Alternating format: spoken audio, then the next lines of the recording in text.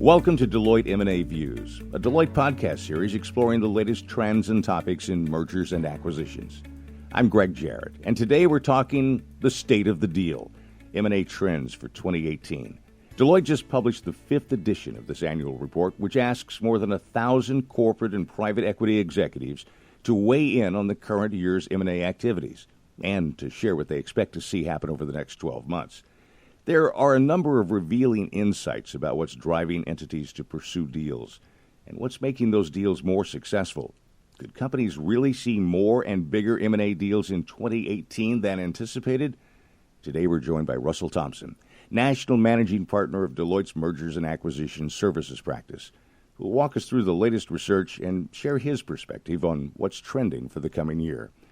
Russell, we appreciate you taking the time and sharing the perspectives today on what's happening in the M&A environment upcoming in 2018 and what we can look forward to in the coming months.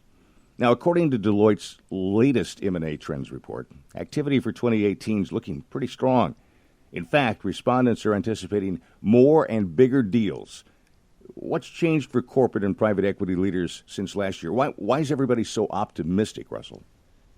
There is a strong sense of optimism. 68% of corporate executives and 76% of private equity leaders expect the volume of deals will continue to increase over the next 12 months. And nearly two-thirds of those expect, in addition to increases in volumes, the deal sizes of these transactions will continue to increase. And obviously, this is in stark contrast to what we've seen over the last few months, where we've actually seen a decline in both of those in the marketplace. But you asked the question around what's changed and what gives rise to that level of optimism. And it's a number of different things. Firstly, there's even more firepower. The amount of balance sheet cash that corporations have today is even larger than when we spoke a year ago. And in addition to that, the stock market valuations, so the availability of their stock as an additional currency and freely available debt financing, just adds to that firepower. And if you look at some of the other fundamentals, inflation is under control, there's low unemployment, low market volatility, and strong GDP growth rates. And all of that adds to the impetus. And then a couple other things that I would flag, I think, that fuels that level of optimism. One is tax reform, and the pending clarity around the path forward is seen as a positive. If we end up with lower corporate tax rates and incentives to repatriate cash, this will only further accentuate the impetus to drive M&A activity. And perhaps lastly, the one I would flag on the private equity side is if you look back over the last 12 months, private equity fundraising has again been at record highs, bigger amounts across fewer funds.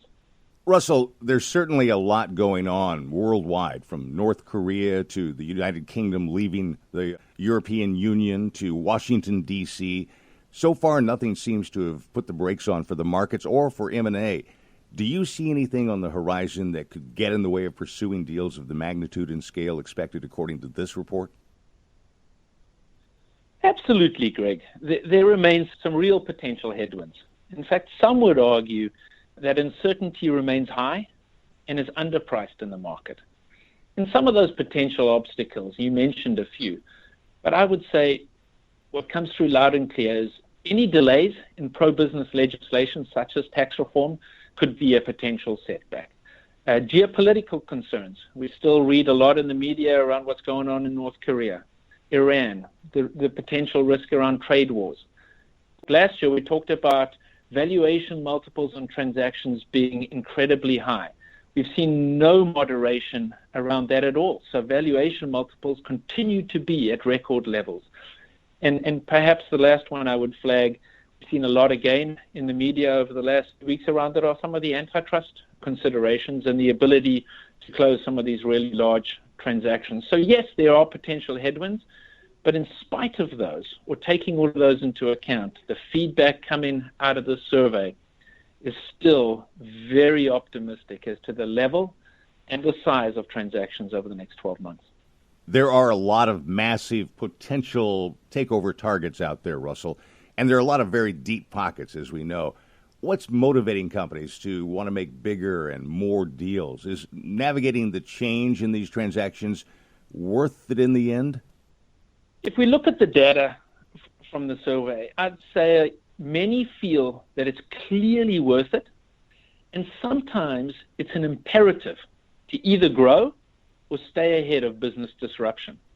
And one key theme that came through loud and clear that I'd highlight is that companies are in it for the technology.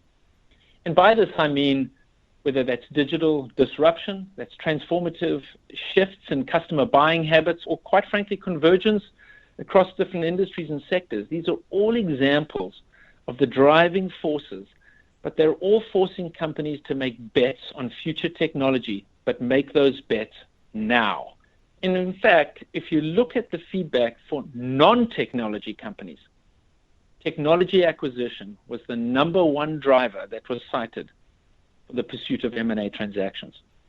And combined, if you look at the acquisition of technology assets and the pursuit of a digital strategy, that accounted for a third of all expected transactions going forward, which is a staggering amount.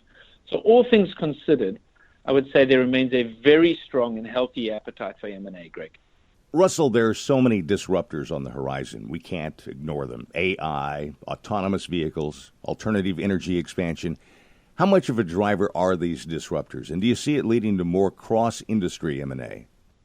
Greg, absolutely. There are a tremendous number of disruptors. Obviously, that varies by industry and sector. But I'll take us back to the point when we talked about some of the major drivers for M&A activity. Yes, it's growth, but the other part is the strategic angle, where people are either anticipating or trying to stay ahead of disruption or business competition. And so convergence across industries was another very strong theme that came through. And some of those acquisitions, particularly around the technologies and the digital platforms we talked about, is a clear response to some of the questions or the disruptors that you talked about. Well, the market is apparently strong for M&A activity. Everybody seems to be doing it now. But the market also has a tendency to put out some mixed signals. Are you seeing anything surprising in the term of markets where we might see activity? We are indeed. And one that comes to mind and I'd highlight is that the geographic field of potential targets appears to be narrowing. I mean, if there are fewer U.S. companies that are interested in looking to places like Asia, namely China and Japan, and Brazil, Italy, and Spain. In fact, looking at the survey, the interest or the combined interest in these 5 countries dropped nearly a quarter over what they were last year. Russell, we've all heard stories about M&A gone wrong, and your own report indicates there are executives who admit to having deals fall short of their expectations.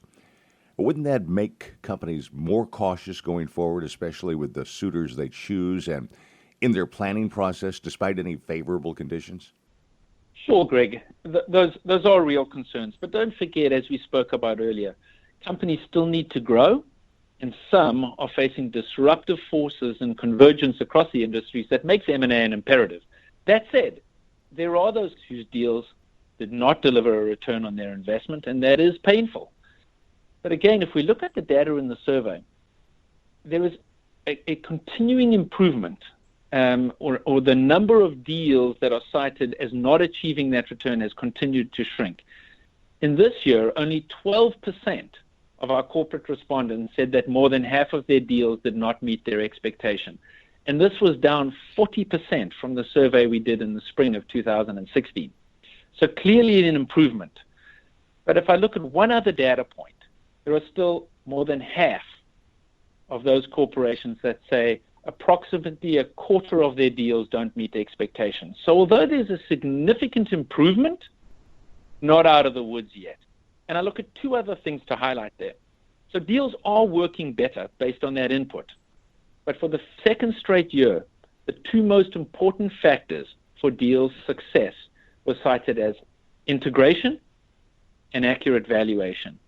And this year, there were 2 new factors that jumped in importance, and that was speed of decision-making and aligning the cultures of organizations. And I thought those were both very interesting observations.